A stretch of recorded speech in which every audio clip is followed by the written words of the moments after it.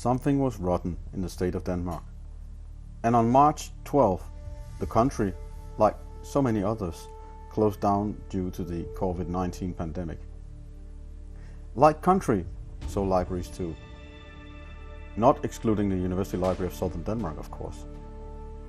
We closed down 6 campuses the very next day, Friday, March 13th, and we sent home over 100 people from the library staff to an uncertain new reality, and we left the library users equally confused and bewildered about what should happen next.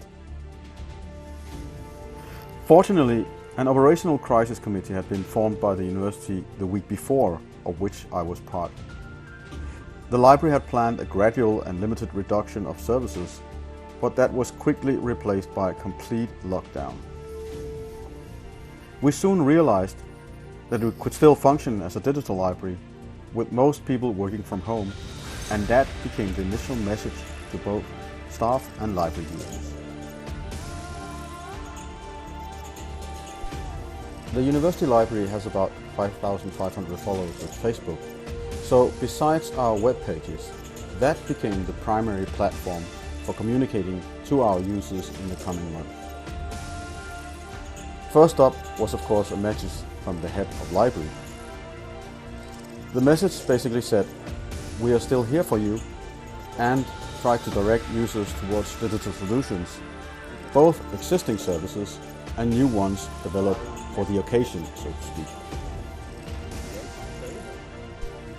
Communicating the message of the library being open for business, albeit only digitally, quickly became the basis of a focused and professional communication to our users, and the basis on which to establish a crisis communication team that has a daily task of communicating changes and news to users on social media and the web. So what we have learned is that in times of crisis, communication is all. Equally important is internal and external communication to users. And no information is information too. I will now show you a couple of examples of user communication that we put out on social media and the web. After the initial period of physical lockdown of the campus, we finally got the possibility to open a window physically to expedite loans to users, mainly students and researchers at the university.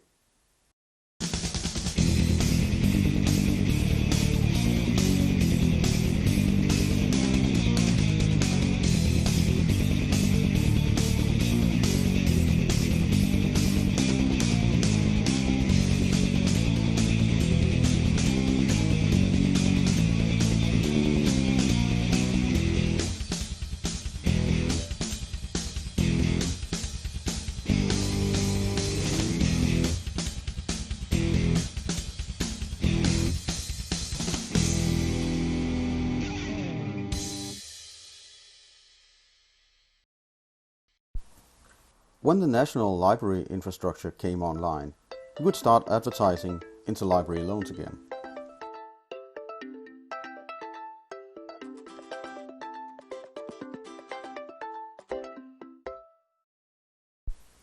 During one of the later phases of the reopening of the library, we were allowed to have staff back in the physical library, albeit not students, but still we could hold student lotteries like this one. During the current phase of reopening, we decided to recall loans in a controlled way as to not be overwhelmed by the sheer volumes out there.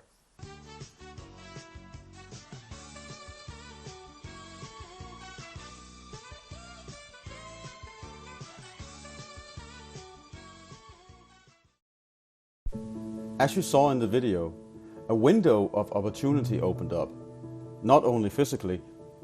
Though the pandemic has brought sickness, sorrow, and anxiety, it has also, as any crisis may, required us to think again. Not only as to how we deal with the immediate threat, but also as to how we can manage, how we can carry on.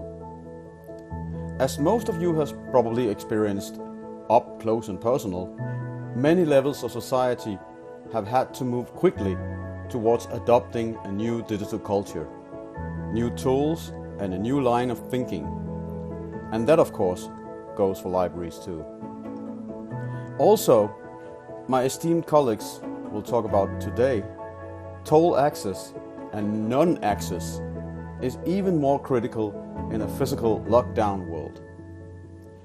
The pandemic thereby underpins the necessity for open science and in particular for open access. A third eye-opener may be the need to further the principles of active living and a healthy work-life balance. Although the number of people on sick leave has obviously dropped, there may be long-term risks involved in not being physically active while being 100% digital. New words such as the corona belly springs to mind. At the SDU and University Library of Southern Denmark, we strategically work towards improving healthy living through the citizen science program. But during the pandemic, thanks to enthusiastic people, we arranged both online yoga and fitness in the breaks between online meetings. The last lesson I want to mention here relates to the theme of the conference. If we had any doubt, the COVID-19 crisis has established that libraries are respected and trustworthy partners, and libraries are very much appreciated by the user community. In libraries, we trust. As an example, I want to mention the library's relation to PhD students.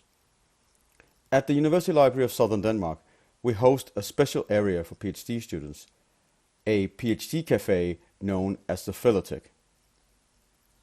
During the first phases of the pandemic, PhD students were not allowed to access campus and hence the Philothek, which then continued its activities digitally until the PhD students were allowed back at campus as some of the first students. The world of academia moves on, and so PhDs still have to defend their theses. An appropriate topic for a virtual PhD cafe, of course. Incidentally, the Philothek could celebrate its 3-year birthday during the pandemic. And as the library is a trusted and valued partner, the rector of the university had no problem in participating in the celebration virtually. And so I leave you with the rector's address to the PhD students and to the Philothek at the trusted library. Dear PhD students, congratulations on Philothek's 3rd anniversary. It's been 3 successful years where your accomplishments have made a major difference for many PhD students. Up until recently, we were in a situation where we could not celebrate the anniversary together, even though togetherness and social activities are 2 of the main reasons for the Philothek. And so we planned for a virtual meeting. Planned being the key word, because nobody knew that all our employees west of the Great Belt would be able to come back to work this week. What can I say? We live in interesting times with great transitions. And you most of all, because as PhD students you were already in a challenging transition between being a student and a researcher. The Philothek gives you a place to meet and share experiences and create activities that can help you through the PhD process. That is something I missed back in the days when I was a PhD student, and something I'm happy we can provide for you. And so, to sum it up, I truly appreciate what you have accomplished, and once again, congratulations on your 3rd anniversary.